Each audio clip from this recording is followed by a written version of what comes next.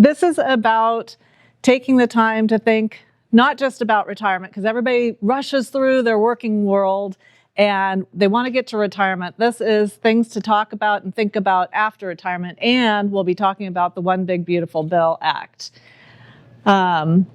Here's my disclaimers page, and Imagine Financial Services, my firm, is a registered investment advisory firm in the states of Arizona and California, and other areas we're exempt, which means I can work in all 50 states. And this is an educational workshop.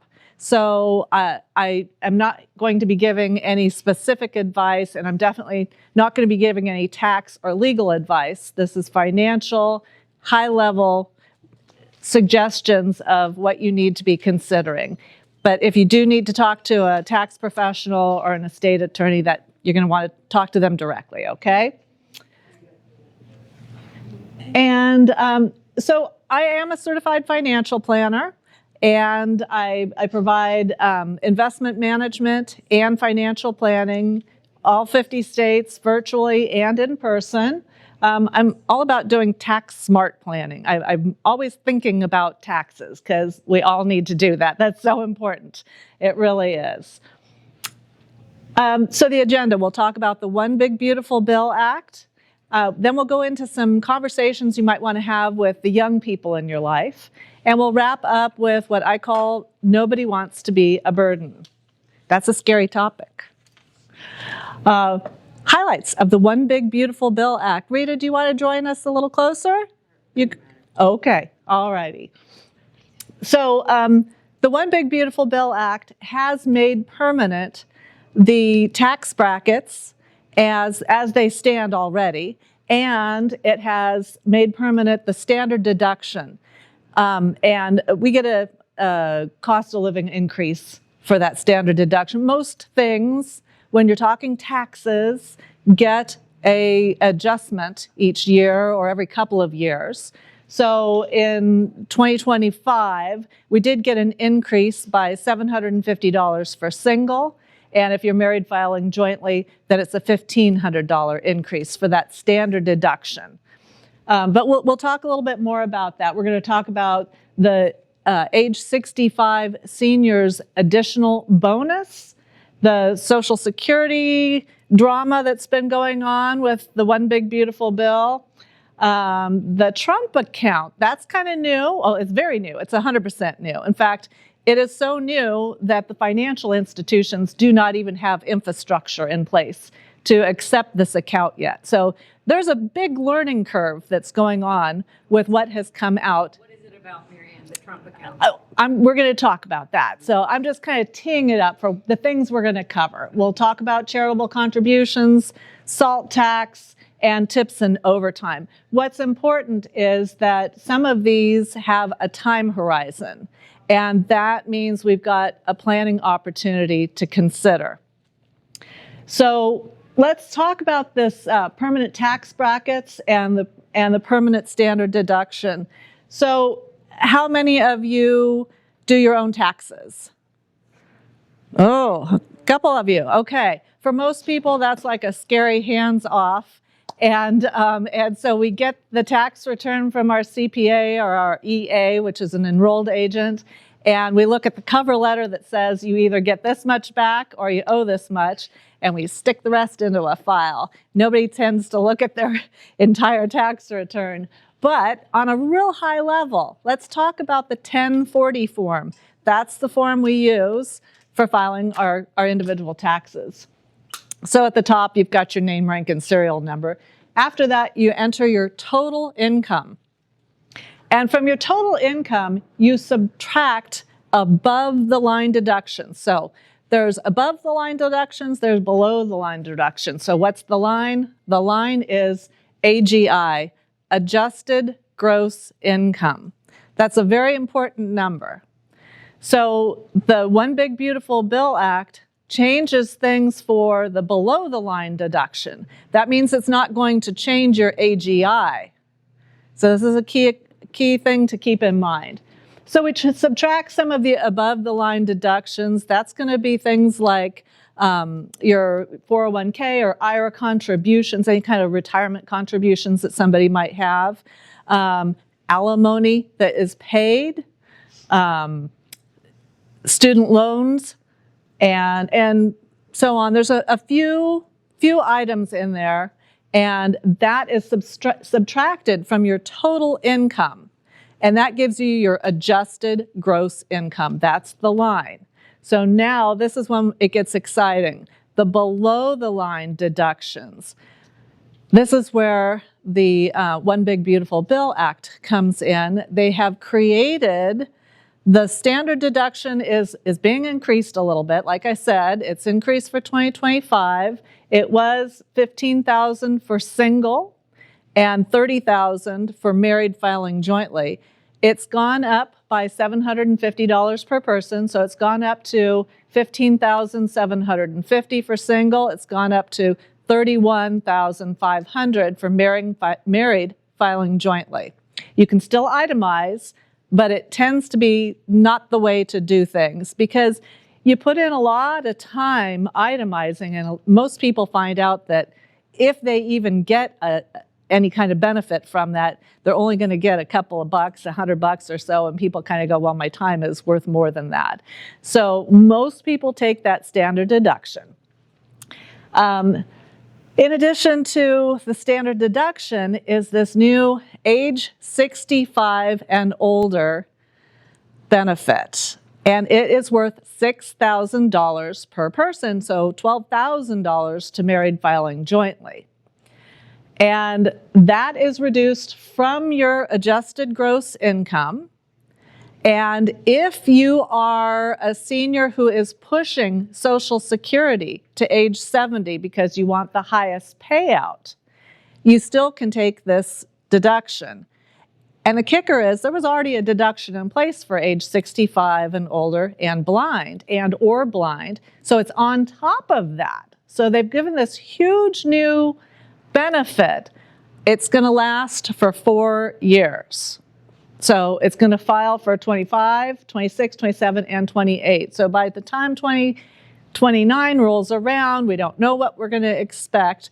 But what has happened, has anybody listened to them talking about the fact that we have, nobody wants to pay tax on their Social Security, right?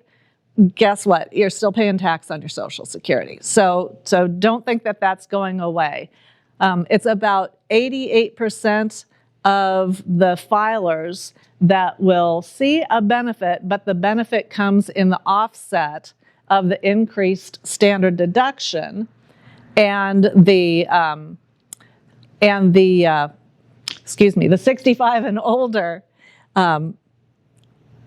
$6,000 per person deduction that you get from below the line, below adjusted gross income. So with that below the adjusted gross income, you're going to, let me jump back here for a second. So below the line deductions are calculated, then you calculate your taxable income. That's applied to your tax bracket. Those standard tax brackets are now permanent.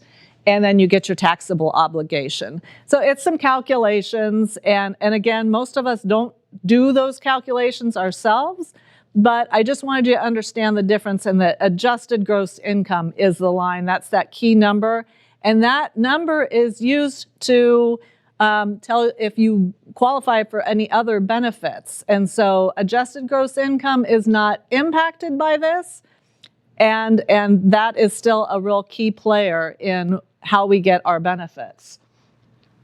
Let's go on and talk about Social Security. So I mentioned already that, yes, you will be taxed on your Social Security. A lot of misinformation was out there, and we all thought, oh, good, I'm going to get that full check now from Social Security. No, you're not.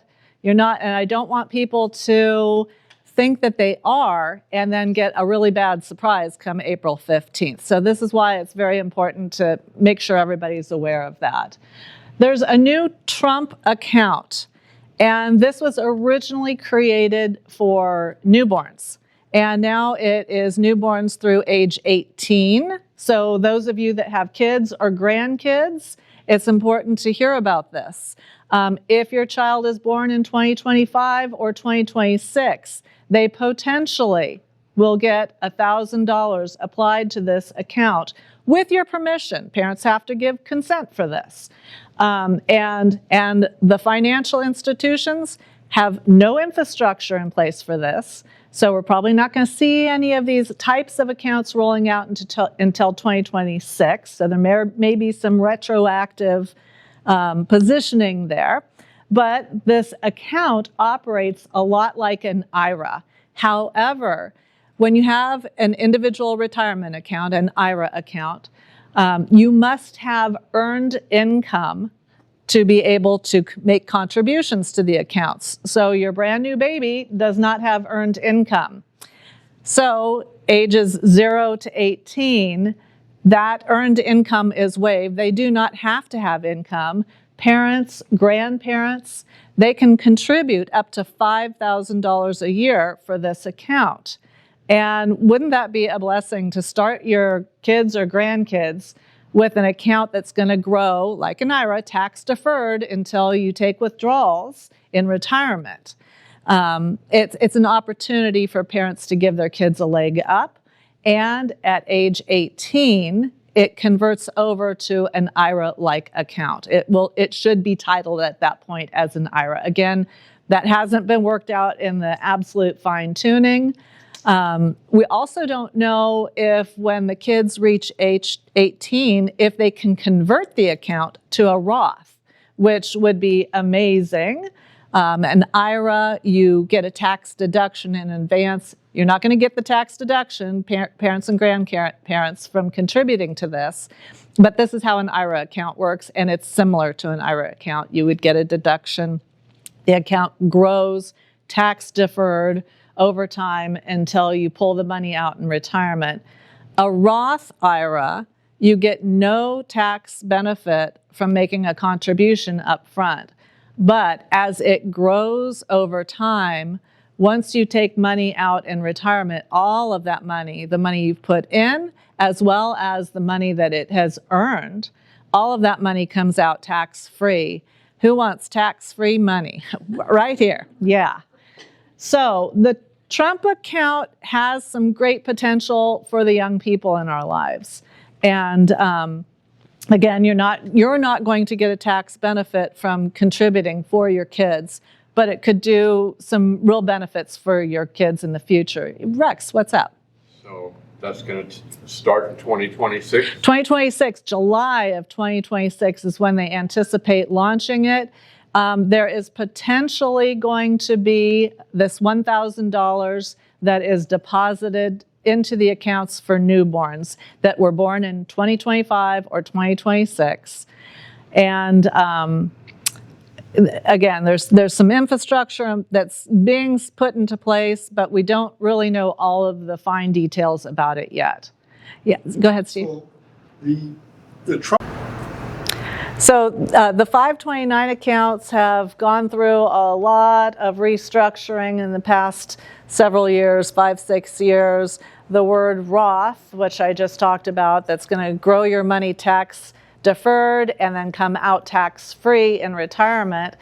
Roth is being incorporated into, not incorporated, but made available to a lot of retirement plans going forward, including the 529. So for those that have created a 529 account for their kids, if your child doesn't go to college, what are you going to do with this account? That's been the big dilemma. What are you going to do with the money? The only way to get the money out is to end up taking a penalty on it, and then the kids don't go off to college. What are we going to do? Well, now they are making it so that you can convert that account to Roth funds, and you have to dwindle it out year after year under the rules of Roth conversions, which max out at about $6,000 a year.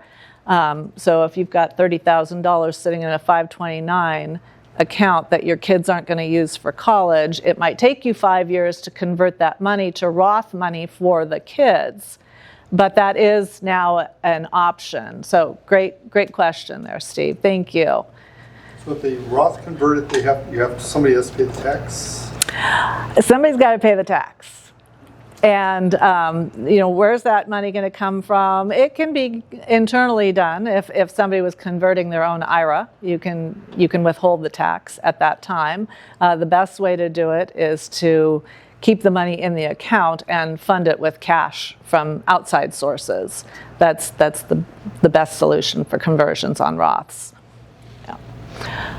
Charitable contributions, a lot of people like to make their charitable contributions. There is going to be a 0.5% floor on AGI. We learned AGI is a really important number, and it has to do with a lot of things like this. And so that's why I was saying we've got the above the line deductions that haven't been changed necessarily. The below the line changes came with the one big beautiful bill, but those below the line changes aren't going to affect your AGI. So with the charitable contributions, let's say you have a $10,000 contribution you're making, and you only get a 0.5% of AGI, or let's say not $10,000 contribution. You're making a contribution, only a 0.5% of your AGI. If your AGI number was $10,000, you'd only have $50 there to be working with on charitable contributions. So it is kind of a bummer for the nonprofits out there. We might end up seeing that people aren't making such generous contributions anymore. There are still good ways of utilizing accounts and making charitable contributions, like with qualified charitable deductions, QCD, qualified charitable deductions, yes, which is another strategy for when you take your RMDs, or required minimum distributions, from your IRA accounts and other retirement accounts. You can instead push the funds out through qualified charitable deductions. Whoops. SALT. SALT is going to be, that's SALT tax, state and local tax. It's a calculation that goes onto your federal tax return. It had a $10,000 cap, and that has been increased to $40,000 up until the year of 2030. So a lot of these, as you know, like the seniors, we're going to be getting that senior deduction for the next 4 years only. SALT, it's only up until 2030. And then tips and overtime is going to be impacted by 4 years. But the SALT tax being increased to $40,000, we found is really not benefiting all that many people. It's really for the high income earners. But I just wanted to let you know that that is going to be on the books here until 2030. Tips and overtime. Maybe it applies to somebody who has a part-time gig in retirement, or maybe it applies to your young people that are putting themselves through school, working, at a restaurant and earning tips. Do not be surprised. This is still taxable money. You're still going to be paying your tax on tips and wages. There's a $25,000 deduction that can be taken against your your income from tips. However, you're still going to be paid tax. So I don't want young people to go out there and make $50,000 in tips and find out, it's not all tax free, and that they don't learn that until, again, April 15th tax time. Question. Yes. All these programs, which of them apply immediately, that is 2025, and which ones don't take effect till 2026? On these particular ones, so the permanent tax brackets and the standard deduction, 2025 numbers. Seniors, 2025 through 2028 only for 4 years, and that's very important, very important. Because what happens, in 4 years when that goes away, we've got this really nice benefit of a person having $6,000 if they're single, or $12,000 if it's a married filing jointly couple, and that deduction from below the line is going to go away in 4 years. So it's going to look good on your taxes this time around, but don't bank on it being there forever. The Trump account, that won't start until July of next year. and charitable contributions, that's going to be beginning this year. SALT begins this year. Tips and overtime begins this year and runs through 2028. So that's one of the things I want to drive in there for people, is that if any of these apply to you, you want to talk to your tax professional and say, what's this going to do for me personally, and how long am I going to get away with this good benefit here? Just don't think that it's going to last forever. So, have you guys heard about influencers on social media? Kim Kardashian, right? Help us all. I would encourage you guys to be influencers to the young people in your life. They are not learning any financial concepts at school. And sadly, as busy as we all are, they're not learning it around the dinner table either. So when you have young people getting ready to launch in life, grandchildren or your children, when they're getting ready to go off to college, make sure you're talking to them in advance about the difference between a checking and a savings account, the difference between a credit card and a debit card. Give them some tools so that when they're going out into the world, they're going to go out there armed with some knowledge, because they are not being taught these concepts in school, okay? So you want to talk to them about how to build a strong credit score. Does everybody know the 30% rule on credit scores? So let's say you have a credit card and you're a young person, you just got issued your first credit card, it's got a $1,000 limit. So the credit card company does not want you to go above 30%. So that means you can spend $300, 30% of your $1,000 in a month. If you spend $3,001 that month, you've exceeded the 30% limit. And that gives you a ding on your credit score. So you want to keep that credit score low. One of the tricks when you're older and you've got more credit established already is, if you've got to spend $301 that month, you call the credit card company and you say, hey, can you raise my limit from $1,000 to $1,500? And if you're a good person with your credit, that's fine to go ahead and bump your credit limit up so that you have a little more cushion there to not exceed the 30%.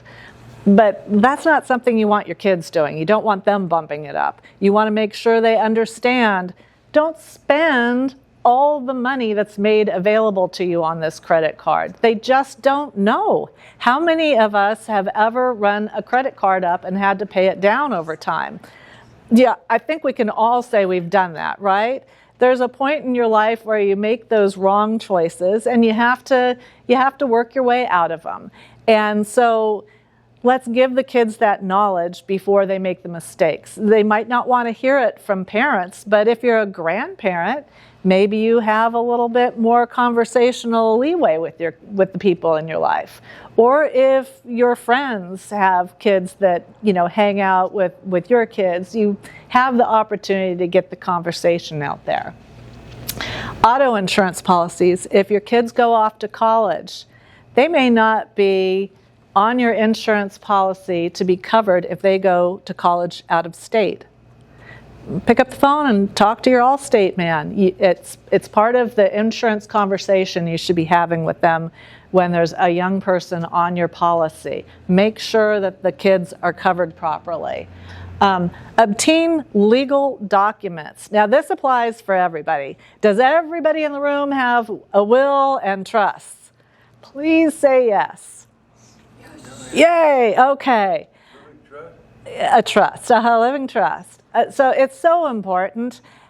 It's extra important for your kids. I'm going to give you a scary example. We had some friends back in Fallbrook.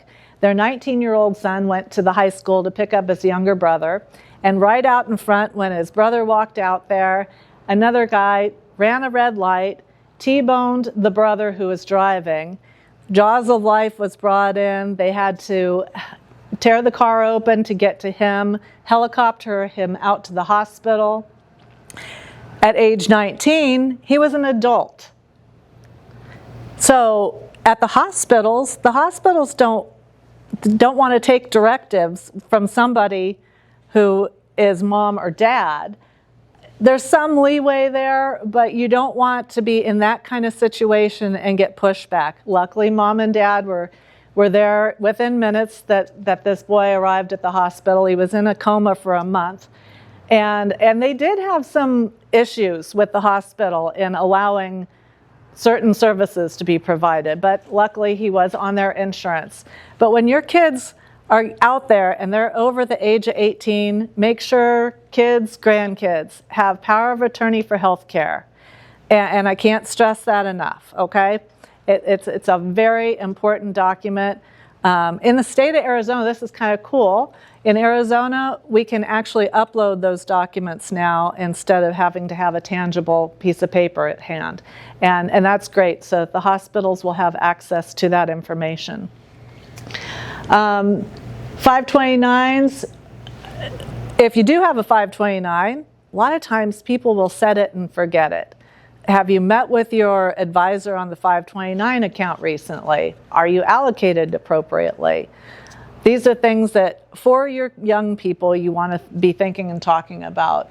I like the idea of pretending to match contributions. If your kids get their first job and they're getting a measly paycheck, teach them that this is the time to make a contribution to like a Roth account. They're in the tax bracket, they're low tax bracket, they don't need a tax deduction there. And if they'll put $25 in a month, you're going to match them $25 a month. Just like your employer, when you had a 401k, if you put in 4%, your employer is going to match that 4%. It's just an incentive plan, and it makes the kids appreciate that mom and dad or grandparents have a little skin in the game like they do, and vice versa. We want the kids to be doing this on their own. Everybody over the age of 18, everybody needs to log into ssa.gov and create your own Social Security Administration, ssa.gov account. There's a gal named Mary Beth Franklin who was the leading authority on Social Security. When she retired out, right before she retired out, I got to hear her speak up in San Francisco. She was phenomenal. And she said, embarrassingly enough, she had been hacked at Social Security. And so she said, please make sure everybody, especially the young kids that don't know and aren't ever thinking about Social Security, make sure they establish their own account at Social Security. There is a very strong firewall in place, 2-3-step authentication now to get into Social Security. Social Security is doing their best to get real serious so that the hackers can't get in, but it's so important. Anybody over the age of 18, get in there and make sure you've got your own account established. ssa.gov. All righty. Nobody wants to be a burden. When I was 25, my mom came to me and said that she thought she had early Alzheimer's. And I'm an only child, so my parents were going to rely heavily on me. And luckily, I had time, and we all willingly worked together, and we went about making sure all of their finances were in order. And not everybody has that kind of support system in place. There are a lot of people out there that have 2 kids, 3 kids, a pack of kids, and that when you pass away or when you need help, like in your senior years, not in your retirement years, but in your true last couple of years, if there's not a lot of structure in place in advance, the fighting starts. The sibling fighting starts, and it's nasty, and it really tears a lot of families apart. And so I've actually created a worksheet that I'd like to share with you guys. If you guys want me to, make sure that your email is on the sign-up list. But it's a series of questions. This is not a legal document, but this is a series of questions that you can go through and answer that will be a prompt for any caregivers for you in the future. So my husband, some of you know my husband does not like chicken. He says chicken tastes like chicken. What are they going to serve you at any kind of senior community? Chicken's like the most bland thing, and that's what everybody can eat, and it's good for their diet. They're going to be serving up chicken, and Nolte is going to go hungry unless I'm there to be an advocate for him. And I want to do that. So I've got this questionnaire of just simple things like that. What kind of music do you like to listen to? He'd turn on country western music for me and put my chair over in the corner and make me listen to that all day. Thank goodness I'm going to have a piece of paper that says, hey, caregiver, walk past my husband. I want to hear some rock and roll. It's a questionnaire that's just meant to give you some thinking points about what you like in life. I really love to be outside. It would crush me if I was left in a room all the time. I want any caregivers to know, wheel me out there under a tree. I don't care if it's 100 degrees outside. I want to hear the birds. I want to see life outside. I would not do well inside. How about driving? There's a point in time where certain people shouldn't be driving anymore.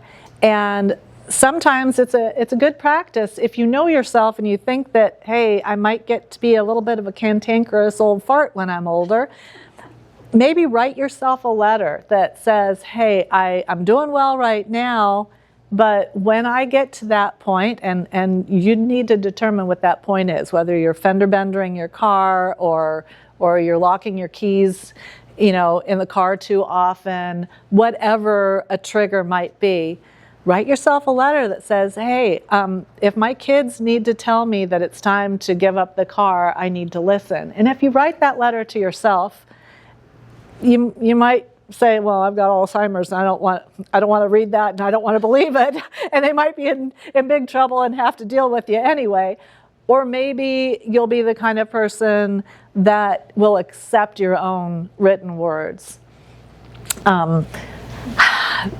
This is near and dear to me, so I would love to be able to share this questionnaire with you. It's not meant to be... Account is taxed as taxable income the year you take it out after age 18. Right. And you don't know about Roth conversion. Right. So if you make, but it can be used for anything. If you what? It can be used for anything by the child. Well, it cannot be taken out until they reach age 18. And once they reach age 18, if it converts over to an IRA, in my thinking, they're not going to be able to take the money out until age 59 and a half. Because with an IRA account, you have to attain the age 59 and a half, otherwise you pay a huge penalty for taking the money out. So they're setting it up in a way that's going to be forcing people to plan for their retirement, and that's a great thing. Too many people for so long were receiving pensions, and then the pension system went away over time, unless you were working for the government or for some of those big stellar corporate companies that still had pensions. So that's when the 401k came along and the IRAs and the Roths and all, and we need to be able to start self-funding so that in the future, when things happen to the trust account for Social Security and these pensions have dwindled away, we all need to be figuring out how we're going to be supporting ourselves in those later years. Yeah. But if you contribute to a 529 Mm-hmm. when they're an infant, that is not taxed when they take it out if it's for college. That's correct. That's absolutely correct. 529 has changed quite a bit as well. The 529 account is for your minors, and it's to set them up for, originally it was meant just for college. Now it's being accepted for the trade schools, some trade schools that are qualified, and even some elementary schools are being allowed to use funding from 529 accounts. Any kind of legal document, it's just something that's there that can be handed off to anybody who's going to be helping you out later in life. And I think it really has some benefits to it, I really do. So does anybody have any questions for me? No questions? That's okay. Well, that just means that I discuss things properly. Yeah. Question. Yeah, Gary. The living trust. What do you think of that one? I think that it's fantastic to have a will in place, to have a trust in place. The will and trust work together. You don't have just one.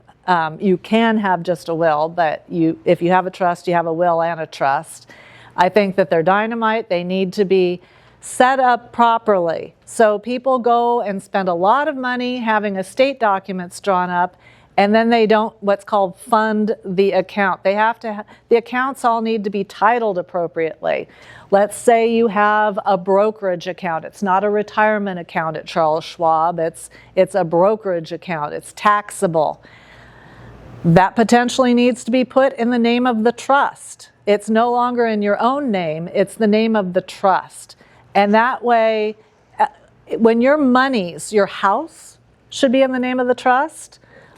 When things are in the name of the trust, then they're going to circumnavigate having to go through probate. Probate is nasty. It doesn't matter what state you're in. It costs money. It costs time. It makes your information public. You get the attorneys that are reaching out to you. Hey, I noticed online that you've got your information there about probate, and they're going to be calling and trying to help you, and that's not always a good thing. So you want to keep your information private. You don't want to go through probate. You don't want to put your kids and your grandkids through the probate process if you pass away. So the long and the short is, I think that wills and trusts are dynamite and that people should have them. You need to revisit them. If you had a will and a trust set up 20 years ago or 10 years ago, it might not be current. And not only because you have sold your house and moved, or you've got a new grandchild, the terminology changes, the legal terminology changes, and estate attorneys are drafting wills and trusts in a different way now. The wording is a little different. It used to be that there were A/B trusts, and now it's just the living trust for the two of you. It all depends, and that's a conversation, an estate planning attorney conversation. Just like any real drill down questions on taxes, I'd be deferring you over to your estate attorney on that. But in general, they're good. Good. Yeah. Thank you. I have one. Good. Excellent. You made me happy. Good. I'm glad I made you happy. Well, there's my contact information. If anybody wants to get a hold of me, I'd be happy to talk to you guys. I really appreciate you coming down today. I hope I gave you some good thinking points, and I just really appreciate your time. Thank you.